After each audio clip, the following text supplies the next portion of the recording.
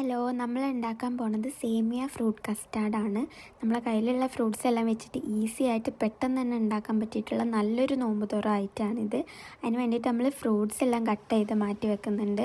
ഞാനിവിടെ പഴം, apple, mango, അതുപോലെ തന്നെ ഉറുമാമ്പഴം, പിന്നെ കുറച്ച് മുന്തിരി, അതുപോലെ തന്നെ ഡ്രൈ ഫ്രൂട്ട്സ് ഞാൻ അരിഞ്ഞിട്ട് മാറ്റി വെക്കുന്നുണ്ട്. ഇനി ഒരു പാന് ചൂടാക്കി അതിൽ കുറച്ച് നെയ്യ് ആഡ് ചെയ്തിട്ട് സേമിയ ഇട്ട് കൊടുത്ത് നന്നായിട്ട് വറുത്തെടുക്കുക. സേമിയ നന്നായിട്ട് വറുത്ത് വരുമ്പോൾ നമുക്ക് ആവശ്യത്തിനുള്ള പാൽ അതിൽ ആഡ് ചെയ്ത് കുറച്ച് പഞ്ചസാരയും കൂടെ ഇട്ട് കൊടുത്ത് നന്നായിട്ട് ഇളക്കിയിട്ട് തിളപ്പിച്ചെടുക്കുക.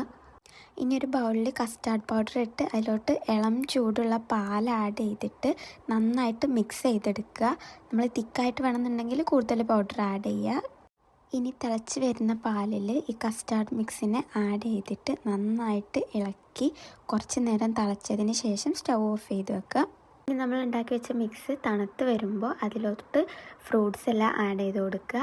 അവസാനമായിട്ട് ഞാൻ ഡ്രൈ ഫ്രൂട്ട്സും കൂടി ആഡ് ചെയ്ത് കൊടുത്തിട്ട് നന്നായിട്ട് ഇളക്കി മിക്സ് ചെയ്യുന്നുണ്ട്.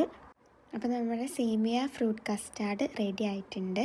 ഇത് നമുക്ക് വേണമെന്നുണ്ടെങ്കിൽ ഫ്രിഡ്ജിൽ വെച്ച് കുറച്ച് നേരം തണുപ്പിച്ചിട്ടും കഴിക്കാവുന്നതാണ്.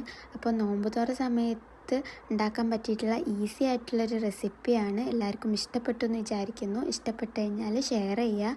അതുപോലെ തന്നെ ഉണ്ടാക്കിയിട്ട് നിങ്ങളുടെ അഭിപ്രായങ്ങൾ കമൻറ്റിൽ അറിയിക്കുക.